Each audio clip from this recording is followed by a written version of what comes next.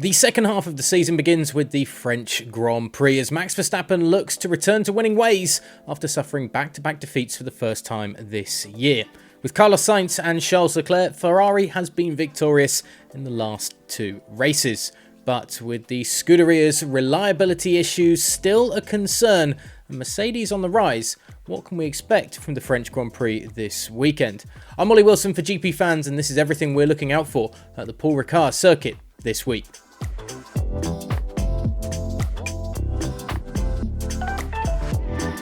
In Austria, tensions frayed between the FIA and the 20 drivers over a lack of consistency in decisions made by race control, an issue that changes to the race management structure over the winter were expected to eradicate.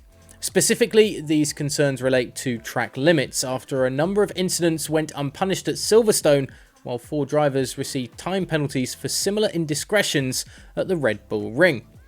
Now, last time out, Sebastian Vettel was handed a suspended €25,000 fine after he walked out of the driver's briefing due to his frustration at the conversations with the race directors appearing to be going around in circles. With the swathes of asphalt runoff this weekend, the issue is likely to be a hot topic again. Verstappen has scored 6 victories from 11 Grand Prix this season and enjoys a 38-point margin over Charles Leclerc in the drivers' standings. The British Grand Prix marked the first time this season that the Dutchman had reached the checkered flag but not stood on the podium. After finishing second best also in Austria, Verstappen is remarkably in his longest winless spell of the 2022 season. But the Red Bull driver has form in France after topping the podium in 2021. Lewis Hamilton is the only other driver to have won at the current Paul Ricard configuration on the grid this weekend. Ferrari last won at the venue on a far shorter layout with Alain Prost in 1990 and are eager to head into the summer on a high note. Verstappen will be keen to ensure neither Sainz nor Leclerc can end this streak on Sunday.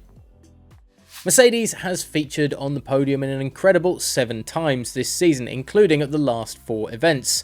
Although it is undeniable that Mercedes has made significant progress in fixing the underlying issues that plague the W13, it is equally undeniable that Ferrari's reliability woes have artificially boosted this improvement.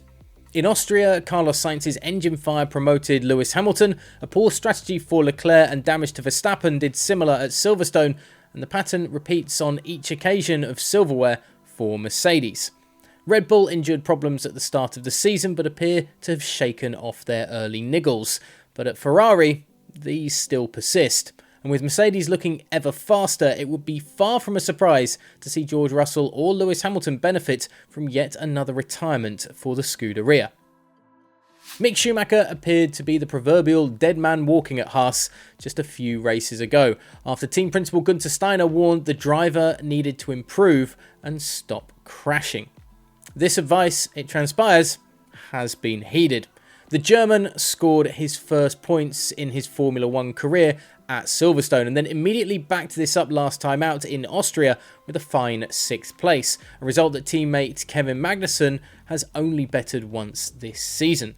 Giving more reason to be optimistic, Paul Ricard was also where Schumacher first achieved a good enough time to reach Q2, although this was tainted slightly by a crash that denied him the chance to feature in the session. The pressure is lifting on Schumacher and he seems to be in the right zone. Don't write off his points chances this weekend just yet. With new races in Miami, Las Vegas, Qatar and South Africa either confirmed or expected, plus a return to China for at least one event, France finds itself in the same boat as Monaco and Belgium as Grand Prix that could be sacrificed to create space. Grand Prix racing, and by association F1, can trace its roots back to the late 1800s in France, and although the country has not always featured on the calendar, it is impossible to understate the importance of the country to motor racing. Yes, Paul Ricard lacks the glamour of most other venues on the current roster, and the bland track often leaves a lot to be desired when it comes to racing, but it is the heartland for Grand Prix events.